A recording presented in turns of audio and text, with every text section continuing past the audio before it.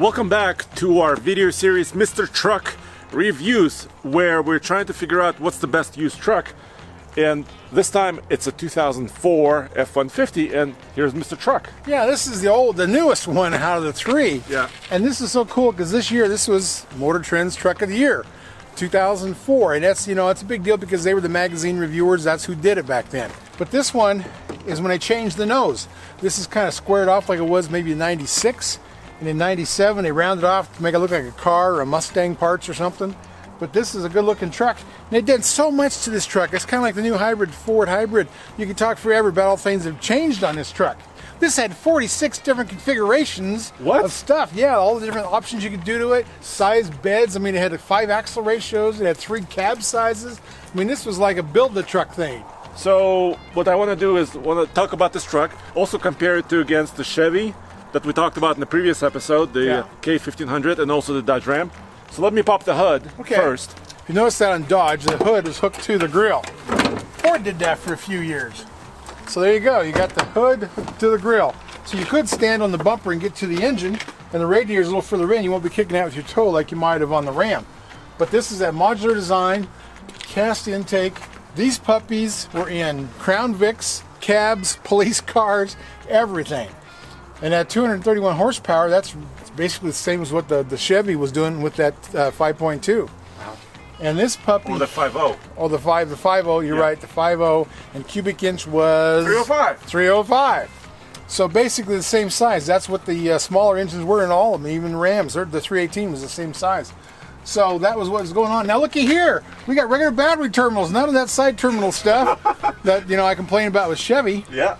But this truck, it was so way ahead of its time. I mean, look, transmission, cooler, all that was basically standard on the automatic. Yep. And this thing, they went to a boxed frame. I don't know if you can crawl underneath there and look at that. The boxed frame, they went to the outboard shocks where they're outside the frame, which gave a little more stability. In the rear. In the rear. Yeah. It's a little wider track, and it's independent suspension on the front with a top and lower control arm. The bottom control arm was aluminum. Yeah, look at this. Well, you almost have to turn the steering wheel, but the bottom control arm is an aluminum arm. But look at here, you got 6-bolt wheels, you got 4-wheel discs. I mean, I know it's 5 years newer than the rest of them, but it's got all the modernization you want. Actually, the throttle on this is electronic instead of being a cable.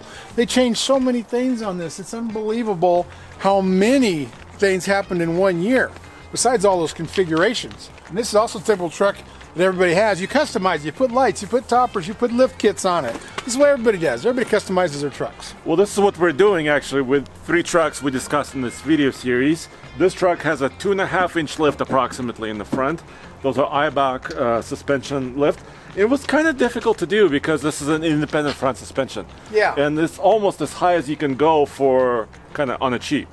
Well, sure. You have to replace shocks, but you don't have to jack up your A-frames on these. That A-frame, I guess, is one of those wishbone things like Honda calls them. But this also has the new steering rack system, right? Yeah, it's rack and pinion. Rack and pinion. Like Jaguar invented. So that is so cool. Rack and pinion steering was a little tighter steering. And we'll drive it a little bit and you see how tight it is. Because Chevys drove really well. So we'll see how close this is to the Chevy steering. Yeah. Now, you said something about the cab was weird. It is. Do you want to open the door? This is an XL. Yeah, it's a double key. That's the thing about this. This is an XL, so it's a work truck. It's the basic truck. It doesn't have power locks. Right, everything's basic on it. But look at that. It's got the seat. What's that called? A 40-20-20? Yeah, it's so cool. But look at this. What is up with this little door? This little baby door. This is the baby door cab, not the Super Crew or the regular cab. And you got room in there to put your mother-in-law on her side. Lay her back in there. She doesn't need a seatbelt. No. Oh, look at that. But that gives you, a lot of these guys, as a work truck, that's where you throw your tools. You have your toolboxes back there. It makes a lot of sense. This is one of the 3 cabs that was offered back then. Can you slide that seat forward, or how's that work? It's a little stuck. So this truck has about, actually the most miles of the trucks we looked at, it's about 214,000. Yeah. But this has rubber floors. This is kind of a basic truck. Yeah, that's an XL. That's what you get. Oh, look, somebody put a fire extinguisher holder here. Well, that was good. Maybe I should put it back. Okay. You walk on. This is a big bed. It's an 8-foot bed, which that's another reason why you'd have configurations on the cab, so you didn't have too long of a truck. Yeah. If you would have put a Super Crew on here, which I don't think you could get with an 8-foot bed, you don't want to get these things too long. And Andre has to do this because it's just about. Wait, you have to turn this. Okay. Now you want me to struggle with Yeah, this let's tailgate? see if you can open this tailgate. So somebody beat on this. I know it. It backed into a pole twice. Why do you keep backing into things? I don't know. Well, I need a camera back here. Ow. Oh, look, Okay, there's what's left of the I bed almost liner. lost my finger. Oh, that's okay. all right. Do it again. I want to see that. Now, see this one here. You see this panel? This has an access panel for working on the rods on your tailgate. Those other ones, you have to fish them through the tailgate handle. Really? This has an access pad. I like that. An access panel, I mean. Yeah. But this is bed liner. You can see how well it's held up over the years. It's starting to lose its luster in the front. Or somebody may have spilled something up there. I don't know. Yeah. But this topper is actually really high quality and it matches this truck beautifully. But I mean, towing ratings went up also, right? In this generation. If you would have got the right configuration, which means a single cab, 2-wheel drive, you could have towed 9,900 pounds. This is back in the day. Oh, back in the day, it had 3,000 pound payload, but you had all these special packages to do that.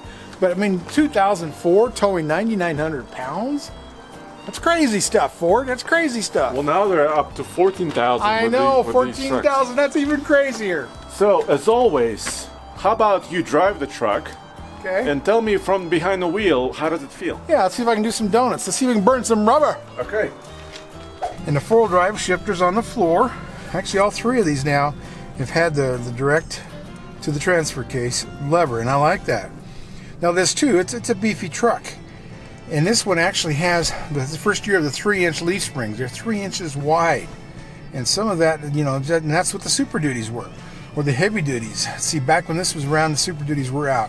And that gave you better stability. So you got the box frame, you got the outside shocks, you got the wide springs. This thing was made for trailering, made for stability and holding a load. That's why they could get such a number as 9,900 pounds on just the right equipped truck.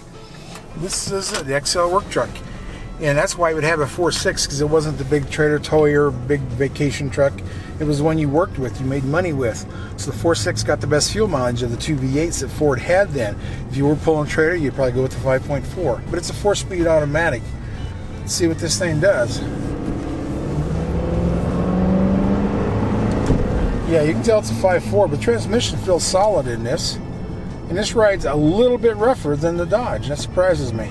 The steering is tight. Feels really close to what the Dodge felt like. The power steering on this, about tied with Ram for the ride. Acceleration about the same. But nothing was starting to slip at all when I accelerated with it. All right, so this F-150 is newer than the other trucks we reviewed recently, but how did it drive? Well, it drove really well. That 4.6 is not a speed demon. It's more of fuel mileage. 5.4 would have been faster. And the 360 in that Dodge would have been really fast, but you could feel something was slipping. Yeah. Because that's a big motor. But this one here, it steered really well. I would say it steered just like the Dodge, which means the Chevy's still the best steering truck. Really? And for the ride, it rode about like the Dodge. So the GMT 400 Chevy was probably one of the best generations, in recent history. Yeah. And then Dodge, you said Dodge Ram, kind of really came out strong, right? Tripled their sales. Yes. And this was Ford answer. Ford answered with this. That's true, and that's why I was surprised when you guys couldn't find a used Ford, because they sold the most trucks of anybody. So there's always more used trucks out there. Actually, the used truck market, first of all, the prices are going up. Yes. We were able to find this truck for about $3,700 before the lift, of course. Yeah. But I think people are grabbing them. They're snapping them up, so we had trouble finding it. Well, sure. In the new trucks, you can't find them because of the chip shortage. Yeah. It's like me. My printer went out. I'm trying to buy a new printer. 2 years later, and it costs twice as much. What's up with that, man? You can't find them either. There you have it. Next time, we'll be reviewing printers. Yes, printers. Stay tuned for that. And they can find you at Mr. Truck TV. Yes, MrTruck.tv, MrTruck.com. We do accessories, we do trailer reviews, truck reviews, and accessory reviews. So, is this the best truck then? Because it's newer, or is it not the best? That makes it hard to judge when you're 5 years difference in the trucks to this one. I would say for this year, this is the best. Yeah.